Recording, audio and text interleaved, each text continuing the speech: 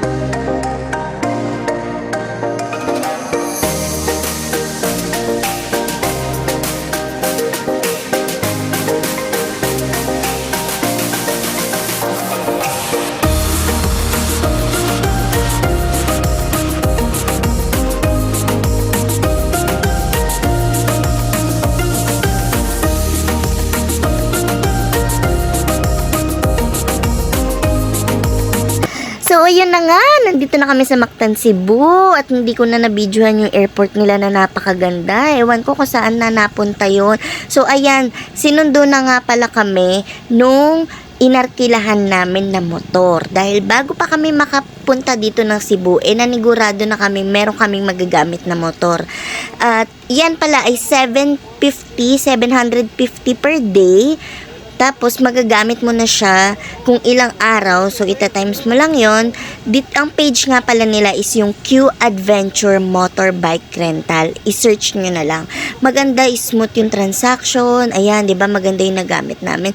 So, ito na nga. Start na ng pasyal. Samahan nyo na kami mamasyal. Kahit antok na antok kami, kailangan meron na kaming mapuntahan at mapasyalan. Agad-agad, walang sasayanging oras. Let's go!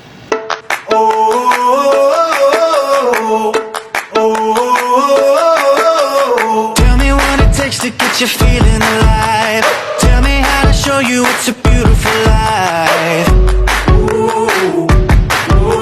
I'll do anything to pull you into the light, 'cause everything will change when you open your eyes. Yeah. So don't you let the sunlight go out without you. Don't you realize how lucky we are? Open up your heart, baby, let it all go tonight. Live your life like you was running out.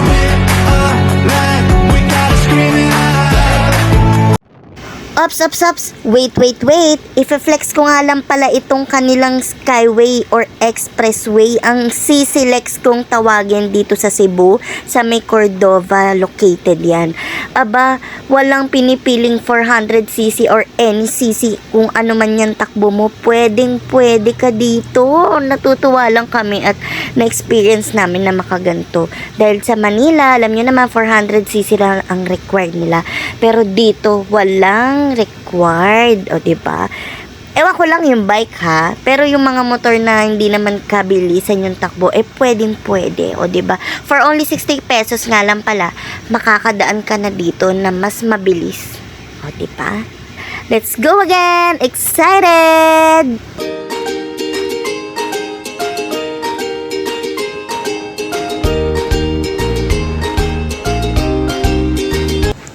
So, ayun na nga, naandito na pala tayo sa pinakauna naming destinasyon. Siyempre, ang pinakasikat na simbahan dito sa may Cebu, ang Santo Niño Church. Ito ang isa sa pinakamalaking church at naandito rin yung tinatawag nila na parang Magellan's Cross pala. Ayun, nakikita nyo.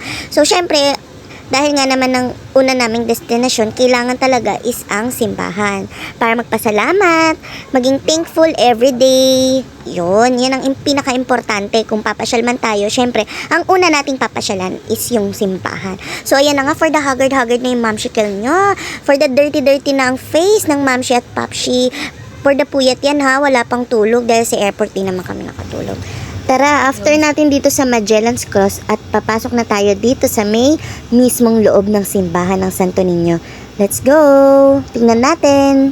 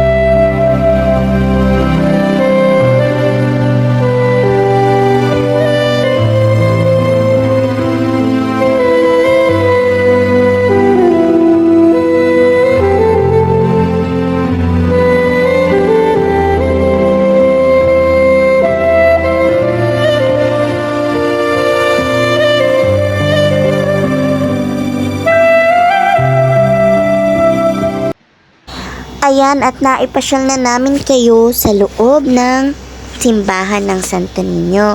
So, ito na nga, meron pala yung entrance na yon is papasok ka doon sa loob. Bawal kasi cellphone, syempre. Magdadasal ka kay Niño. So, ayan, tapos na kami, magsimba, magpasalamat. So, sa second destination na tayo pupunta.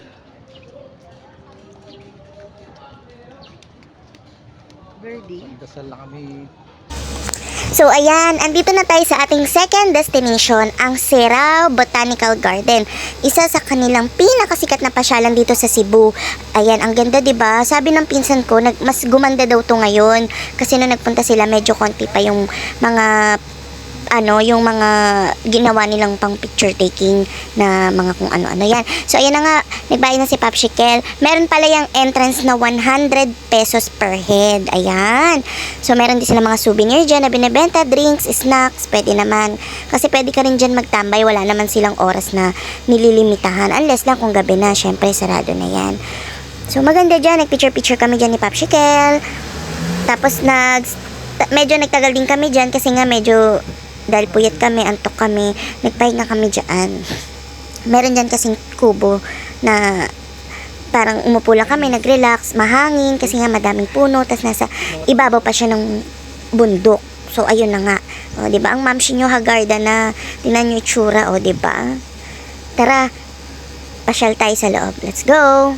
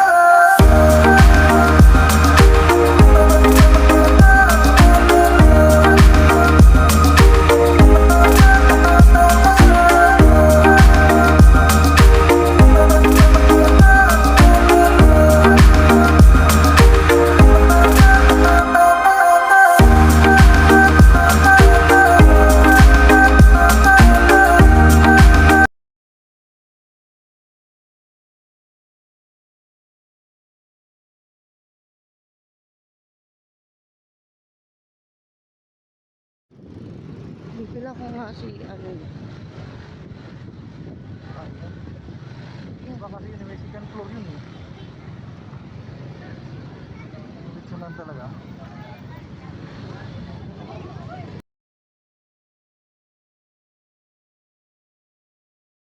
Bali, ang lechon nga pala nila is 700 per kilo. Then, nag-order kami ni Popsicle ng 1/4 kilo para sa aming dalawa is 200 pesos. Grabe, sulit na sulit. Ang sarap, nakakatakam. Tara, kain na tayo!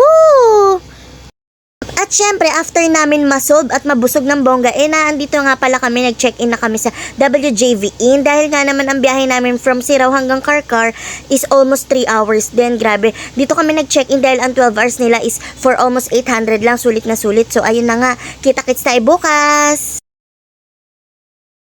Masayang araw mga kamamshi. So ayan, second day na natin dito sa Cebu. At dito ulit kami sa Karkar Public Market para maghanap nung sinasabi niyang puto maya at saka yung baterol na chocolate. At ayan, nakita na niya ang kanyang kinikrave for this morning. So ayan, ang sarap, for only 15 pesos yung puto maya, tas 10 pesos yung chocolate, yung baterol na kung tawagin. So, after namin magputumaya at saka baterol, parang hindi kami na-satisfy sa aming kinain, sa aming breakfast. So, naandito na naman kami sa loob ng Karkar Public Market para kumain ulit for the second time. Kakakain lang namin kagabi ng lechon.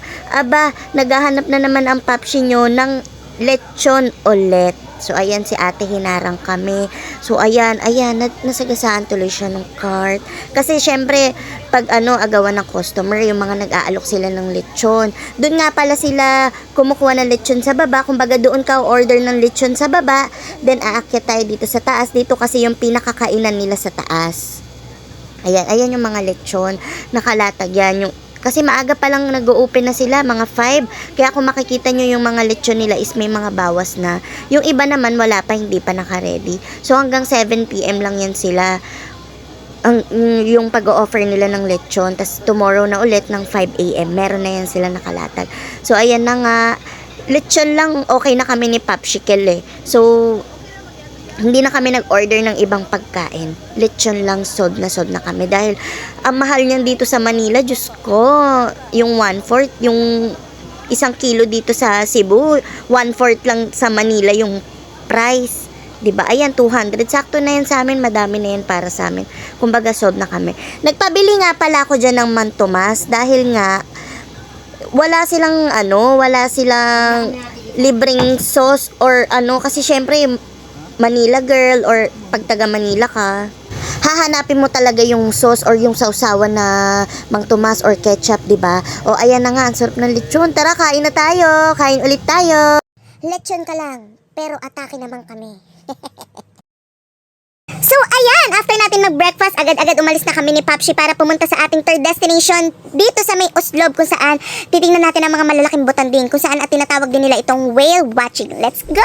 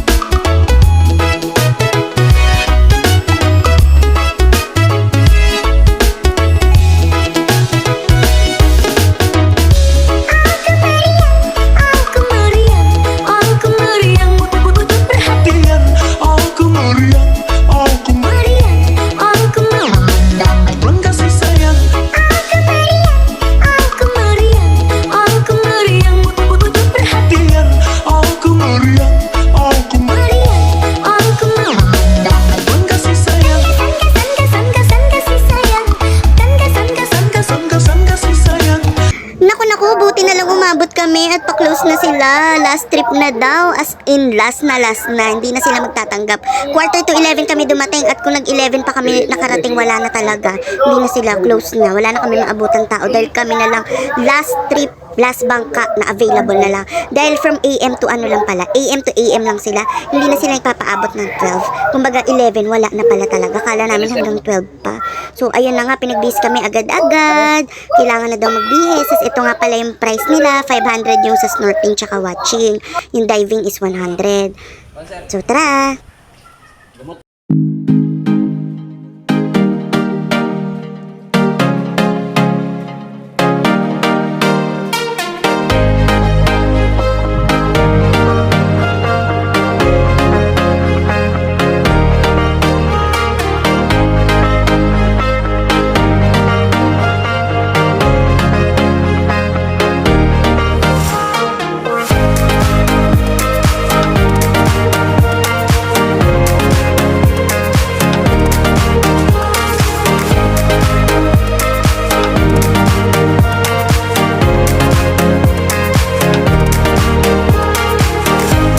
And after namin dyan sa may Oslob whale watching, dito na tayo sa ating fourth destination. Grabe, ang sarap sa feeling or pakiramdam yung experience na yun, na promise. So yan, bumili kami ng souvenir na nakita namin actual yan, si Butanding na yan. So si Kuya nagmamadali na dahil dadali niya naman kami sa ating fourth destination. So one of the best and isa sa pinakasikat na island dito sa Cebu, ang Sumilon Island. Dito sa Bangkogon, dito natin makikita yung mga goldfish, lahat ng klase ng fish at corals. Syempre may bayad yon. Nagbayad nga kami pala dito para sa bangka kasi tatawid tayo sa kabilang island, which is na andun yung mga titingnan natin, mga magagandang fish and corals. Meron silang bayad na 1,200. Dalawa na naman kami ni Popsicle doon. And may mga kasabay din naman kami. Dalawa na kami sa 1,200. And then, yun na yung back and forth. Kahit anong oras mong gustong bumalik, basta hanggang until 4 p.m. Nandyan na kami ng mga 12:30 siguro, mga mamshi at papshi. Tapos, yung 1-2 na yun na yung back and forth ng bangka. And then, meron pa tayong babayaran na 350 para dun sa diver na magtutour sa atin papunta dun sa sisilipin natin na corals tsaka na mga magagandang isda sa ilalim. 350, dalawa na rin kami ni Popsicle dun. O diba, sulit na sulit naman. So, tara na at silipin na natin ang ganda ng Pilipinas.